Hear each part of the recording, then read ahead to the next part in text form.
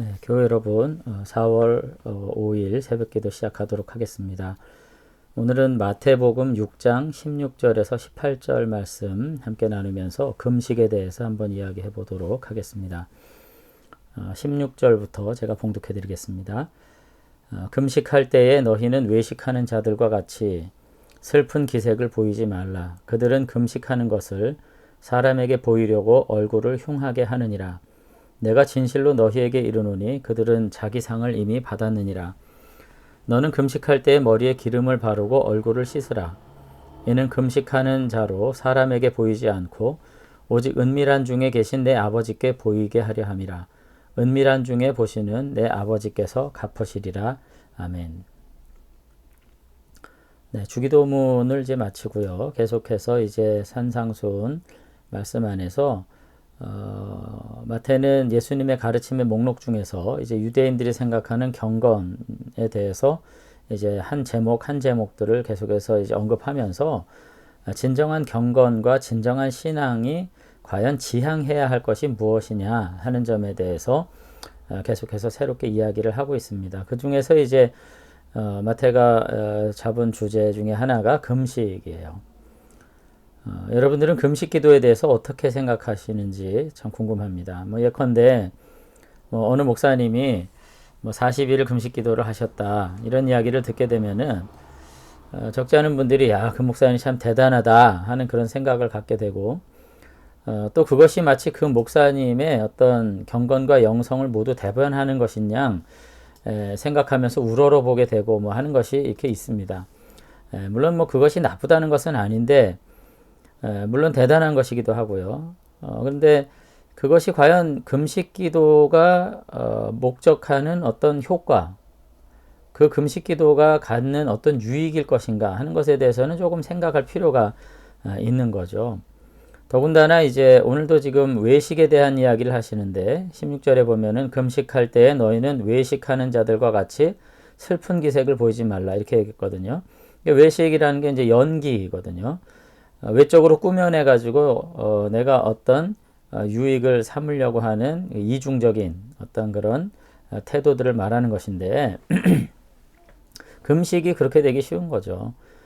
경건의 훈련을 위해서 어떤 기도를 한 것일 수 있고 또 하나님을 향한 어떤 믿음의 열망을 가지고 기도의 자리에 들어가서 내 육신의 모든 욕망을 끊고 하나님 앞에 정말 생명을 걸고 기도하는 그런 것들이 이제 금식 기도일 텐데 그것으로서 하나님과 나 사이에 기도하는 사람 사이에 어떤 깊은 교제적 그리고 어떤 깊은 기도의 교감 가운데 내가 만족을 누리는 것 그것이 경건한 기도 그리고 모든 금식 기도의 기본적인 그 교훈일 텐데 유익일 텐데 사실 이것이 까딱 잘못하다가는 그것으로서 어떤 특정인의 훈장이 되고 자랑거리가 되고 숭배를 받으려는 존경을 받으려는 이와 같은 것이 된다면 그것은 금식 기도가 목적한 훈련의 최종적인 목적은 아니기 때문에 또 그것이 결코 그 기도가 갖는 유익도 아니기 때문에 우리가 이제 조심을 해야 된다는 거죠.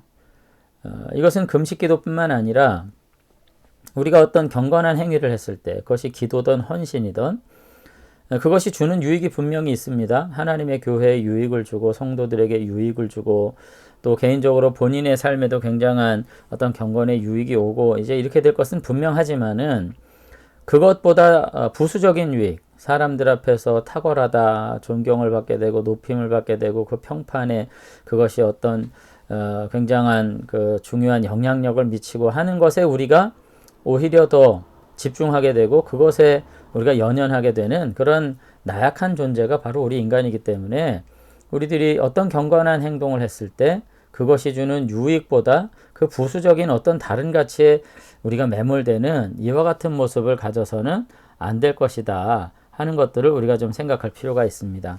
그래서 오늘 이런 금식에 대해서 우리가 얘기하면서 처음부터 그러니까 금식 기도는 필요 없다, 무용론을 말하려는 것은 아니고요. 우리가 정말로 애초에 목적했던 경건의 유익을 누리고 은혜를 받기 위해서 우리가 어떤 모습으로 경건과 신앙을 이어갈 것인가 하는 것들을 이제 생각해야 된다는 말씀을 이제 드리고 싶습니다. 자, 어쨌든 이제 우리는 그런데 과연 예수님 당시에 실제로 유대인들은 금식에 대해서 어떤 이해를 가지고 있었을까 이제 하는 것을 우리가 좀 살펴봐야 되겠죠. 유대인들에게는 이 금식이 경건 생활이 아주 매우 중요한 요소였습니다. 예수님 당시에. 물론 구약에서부터 전통이 있어요. 율법에 규정된 이제 전통에 보면은 레위기 16장 이제 31절에 나오는데 1년에 한 번 대속죄를 앞두고 금식하게 되어 있습니다. 그래서 이것은 반드시 이 금식을 함으로써 하나님 앞에 대속죄를 지키고 유대 민족 전체가 하나님 앞에 정결케 되는 이와 같은 일들을 해야 되는 규정상의 금식이고요. 근데 이와 같은 금식 외에도 경건한 유대인들의 경우에는 개인적으로 자발적으로 금식을 추가적으로 더 했습니다. 뭐 예를 들어서 엄격한 바리새인들은 일주일에 2번 월요일과 금요일에 금식한 것으로 보여요. 근데 이러한 유대인들의 경건한 행위에 대해서 예수님은 지금 이 금식 규정이 도대체 누구를 위한 것인지 어떤 유익을 목적 삼은 것인지를 지금 언급하시면서 참된 금식을 위해서 너희들은 이와 같은 교훈을 따르라 이렇게 말씀을 하시는 거죠. 앞서서도 이제 구제와 기도에서도 이제 말씀을 드렸는데 이제 이 위선적인 기도에 문제가 있다는 거죠. 다른 사람에게 주목받기 위해서 억지로 슬픈 기색을 하고 그 얼굴을 흉하게 하면서 금식하는 거. 이런 거는 하나님께서 기뻐하는 금식이 아니다. 그렇게 말씀하시는 것입니다. 원래 이 금식 기간 동안에 그 슬픈 기색을 하고 얼굴을 흉하게 하는 것은 사실은 어떤 위선적인 연극과 같은 행위가 아니라 정말로 양심의 가책 그리고 통회하는 마음에서 우러나오는 어떤 표현들을 의미하는 것이에요. 앞에서 말씀드린 것처럼 유대인들이 1년에 꼭 한 번 해야 되는 이제 대속죄일에 하는 금식에 대한 규정을 보면은 레위기 16장 31절에 이 규정이 있거든요. 근데 여기에 보면은 금식이란 말 자체가 없어요. 거기 보면 뭐라고 되어 있냐면은 너희는 스스로 괴롭게 할지니 영원히 지킬 규례라 이렇게 되어 있습니다. 여기서 스스로 괴롭게 할지니 이게 이제 금식이라는 어떤 표현의 어떤 그 의미를 이제 지닌 말이에요. 그러니까 스스로 괴롭게 해야 되는 거예요. 근데 억지로 괴롭게 하는 게 아니고 뭐예요? 하나님 앞에 정말로 통회하고 회개하는 일이 있어야 된다는 거죠. 그러니까 금식은 결코 자신의 경건을 자랑하는 어떤 훈장과 같은 것과는 전혀 거리가 먼 것입니다. 애초에 이것은 스스로 회개하는 일, 자신의 죄를 돌이켜 바라보고 그것을 인해서 고통받고 애통하고 슬퍼하고 그리고서는 그 모든 죄와 단절하고 하나님께로 돌아오는 매우 큰 고통과 내면의 결단이 수반되는 일이기 때문에 너희 금식해라 이렇게 말하지 않고 너희 스스로 괴롭게 해라 이렇게 지금 표현하고 있는 것이죠.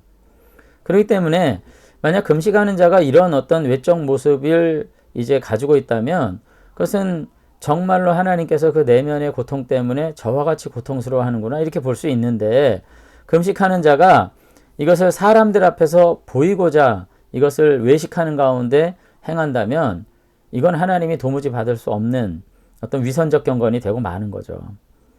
그래서 예수님은 이제 제자들에게 전혀 다른 모습으로 금식하라고 오늘 본문에서 말씀을 하시는 겁니다. 금식할 때 얼굴 씻고 머리에 기름을 바르고 이건 뭐예요? 평상시와 똑같은 모습을 가지고 라는 뜻입니다. 오직 통회의 표현으로서 하는 이 금식을 하나님께만 초점을 맞춰라. 사람들이 보는 것에서 어떤 오해의 요소도 너희들이 갖지 마라. 그렇게 이야기를 이제 하고 계시는 거죠.